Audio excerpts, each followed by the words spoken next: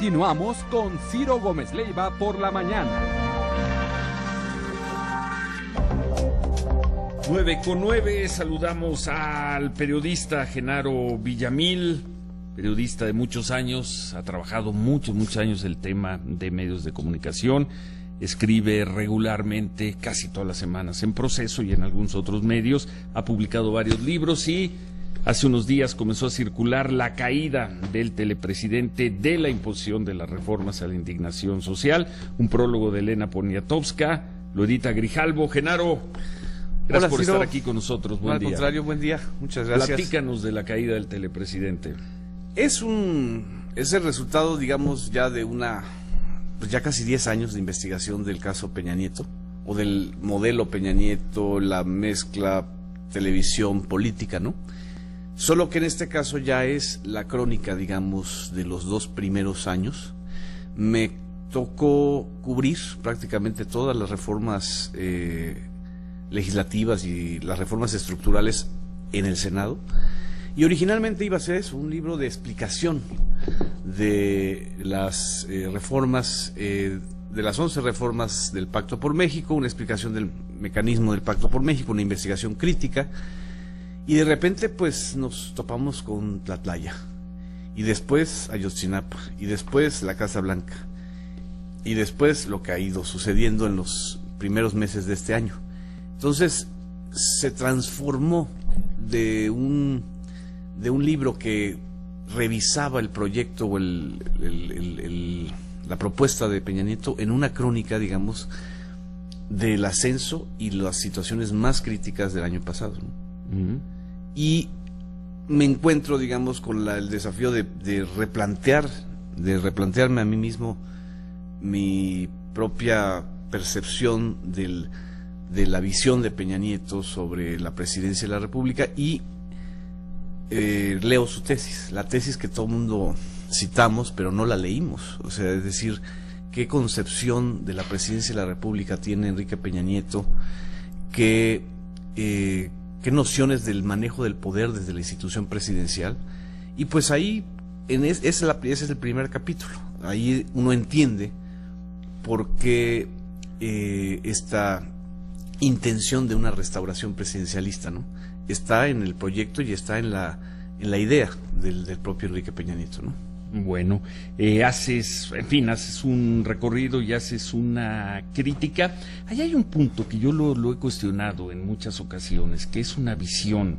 Cuando hablan de que el grupo de poder en torno a Peña Nieto, de hecho lo pones en la introducción, lo desarrollas más adelante, dice, se impuso en las elecciones presidenciales del 2012, ganó pero no convenció, compró votos pero no pudo comprar a una generación joven. Yo creo que siempre he cuestionado esa visión por una razón. 19 millones de voluntades acompañaron a Enrique Peña Nieto. Me resisto a pensar que sean 19 millones de mexicanos convencidos por la televisión. Sí. Arrollados por un proceso que se diseñó en las oficinas, como dicen ustedes, o como han dicho ustedes, algunas personas que han criticado esto, como dices tú en el libro, con Televisa, y que fue tan perfecto que le acabó dando 19 millones de votos. ¿Y van a ser más? Bueno, fueron 19 millones. No sé cuántos iban a ser, según algunas encuestas, como las que presentaba Milenio todas las noches, decían que iban a ser más, pero fueron 19 millones de votos. Sí, o sea, no evadamos el punto que triunfa con votos, pero la inversión económica, sí, digamos, en estructura corporativa, en estructura clientelar, que el proyecto Peña Nieto tenía para llegar al poder, fue mucho más costosa que esos 19 millones. Es decir, la idea era llegar con mucho más y tener una mayoría. Llegaron con 19, Genaro. Sí, digo, no lo niego. Sí. Ni le quito el hecho de que Peña Nieto encabeza el regreso del PRI a la presidencia. No, de acuerdo. Yo me refiero pero hay un a sector... la voluntad. Yo me resisto por principio a pensar la televisión te va a influir de tal manera en la que va a Sí. determinar el sentido de tu voto. Yo sigo pensando, a lo mejor estoy totalmente fuera de lugar, a lo mejor soy muy ingenuo, yo sigo pensando en la decisión personal, yo sigo creyendo en la voluntad, yo sigo creyendo en que hay una libertad de elegir.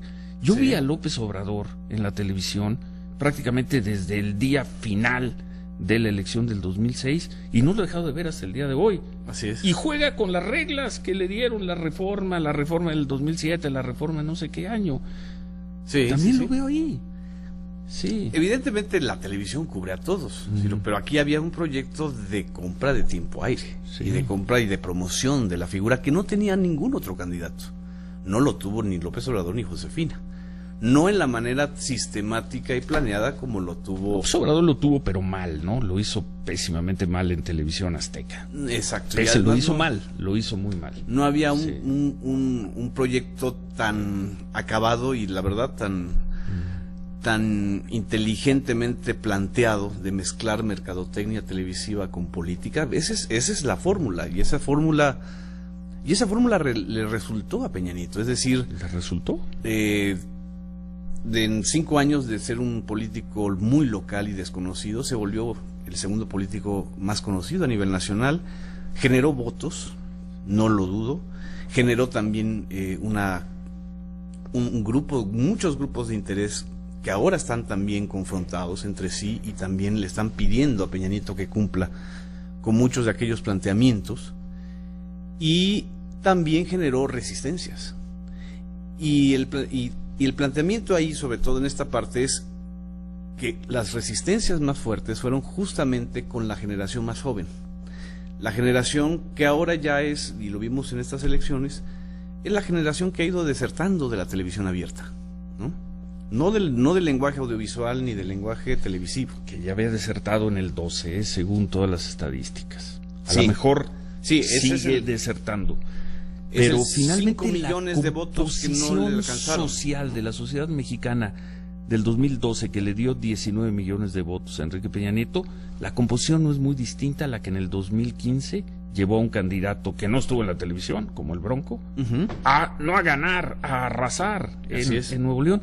Más o menos es el mismo esquema que teníamos. Estaban las redes sociales, estaba ya muy fuerte el Facebook, las televisoras básicamente eran las mismas, las radiodifusoras, Sí. y ve el fenómeno que se dio en Nuevo León.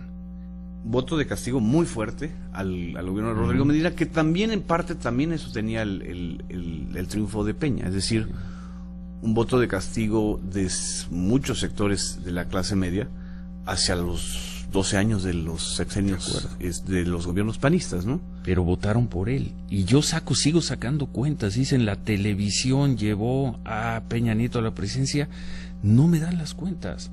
Josefina Vázquez Mota y Andrés Manuel López Obrador sumaron 28 millones de votos Sí. contra 19 de Peña.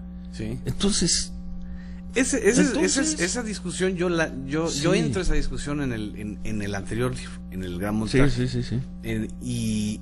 Y aquí yo mismo replanteo, es decir, no es solamente el modelo de un títere al que tú colocas y lo pones en la televisión y gana. No. Hay un grupo de poder muy poderoso, hay efectivamente un voto priista muy fuerte, duro, lo estamos viendo todavía en estas elecciones. No lo vi tan duro en esta elección. El voto duro, no el voto masivo, no está ganando votos el PRI. Cuando la oposición trabaja en un territorio, siempre le gana el voto duro del PRI, ¿eh? Sí, sí, sí. Sí, lo que pasa es que quieren que luego el voto duro del PRI desaparezca, porque sí, ayer lo dijo en esta silla Gustavo Madero. Sí. Dice, donde trabajamos sacamos votos, donde no estuvimos, como Tamaulipas y demás estados, porque no hay elecciones concurrentes, ahí es donde arrasó el PRI, pero el PRI arrasa cuando dejan de trabajar los otros. Así es.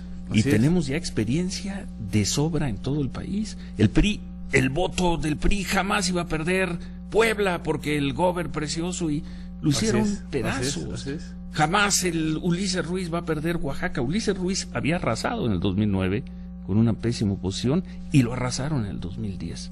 En fin, tenemos que hacer una pausa, Sí. Queremos seguir platicando. Hay muchos temas. Yo quiero tocar dos que desarrollas en el libro. Uno, la crítica muy dura que haces a aquella entrevista colectiva que hicimos un grupo de periodistas hace como un año, en agosto. Conversaciones Sí, en el fondo. que por cierto fue conversación. Conversación. Una sola, ¿no? Yo ahí quiero hacer tu par de preguntas y me interesa mucho que en este espacio tu lectura sobre lo que ha pasado con el caso de Carmen Aristegui, un programa muy importante de la radio en el que tú colaborabas con regularidad, eras colaborador, aparecías por ahí, ¿no? De repente. No era un colaborador fijo, pero sí, digamos. Pero salías más tu lectura de medios de comunicación sobre los resultados de esta elección, ¿no? Ya tenemos más o menos el resultado, la carta de resultado completo, y quisiera, entre otros temas, tocar esos tres con Genaro Villamil, autor de La caída del telepresidente. ¿Para dónde estoy? He estado perdido todo el programa acá, ¿verdad? La caída del telepresidente, de la imposición de las reformas. Una familia.